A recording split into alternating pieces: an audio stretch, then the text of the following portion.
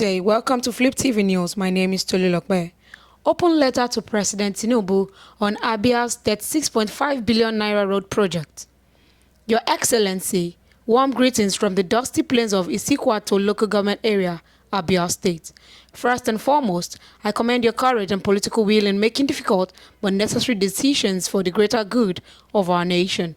Though Nigerians have endured some level of economic hardship following the removal of fuel subsidy and the flotation of the naira, your bold policies are beginning to show signs of turning the economy around. We recognize that sustainable growth often demands sacrifice, and we are hopeful that the current challenges will give way to a more prosperous future as the positive signs are already manifesting. Mr. President, sir, I write to bring to your esteemed attention a matter of national interest and concern. I find it highly inappropriate and disrespectful to the office of the President of the Federal Republic of Nigeria for you to be invited by the Governor of Abia State, Dr. Alex Oti, to commission a 5.9-kilometer trunk B road, which was executed at an astronomical cost of 36.5 billion naira, translating to an estimated 6.18 billion naira per kilometer. Meanwhile, former President Chief Obasanjo was invited earlier to the state by Governor Oti to commission a longer road, despite the fact that it was merely a surface asphalting of the about 40-kilometer stretch instead of total reconstruction. Yet, the cost remains unknown, and your office was not considered for that event.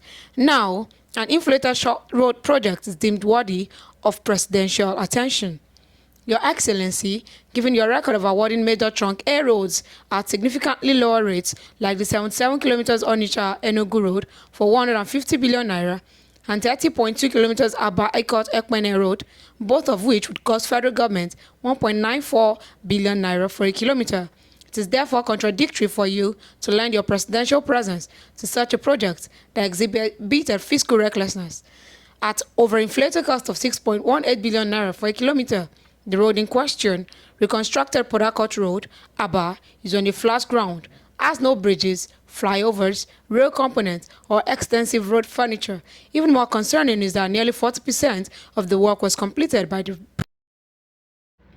Furthermore, it is disheartening that the Honorable Minister of Works, Engineer Dave Umahi, is advocating for your attendance to commission a single road project which bears all the hallmarks of fiscal irresponsibility, especially when governors in other southeastern states such as Imo, Anambra, and Enugu have hosted you to commission multiple iconic, impactful, and transformational projects, many of which they attributed to your administration's policy reforms and improved federal allocations.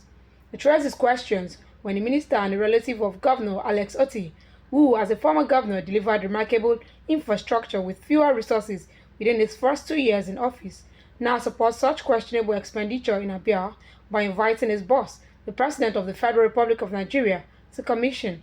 If this project, executed by Julius Berger at that scale and cost, is the only achievement Governor Oti can present, then it should not require your personal endorsement.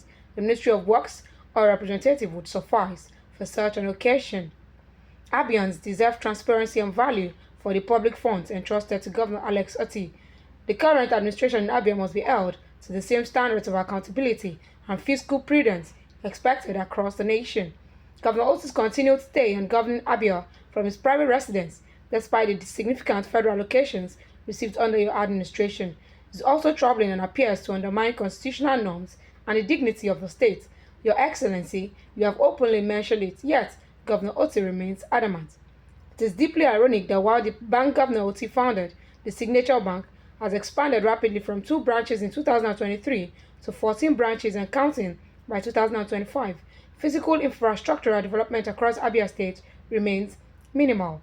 This stark contrast underscores the need for greater scrutiny of the state government's priorities and resource allocation. In conclusion, I respectfully urge you, Mr. President, to reconsider the planned visit to commission this loan project in Abia State.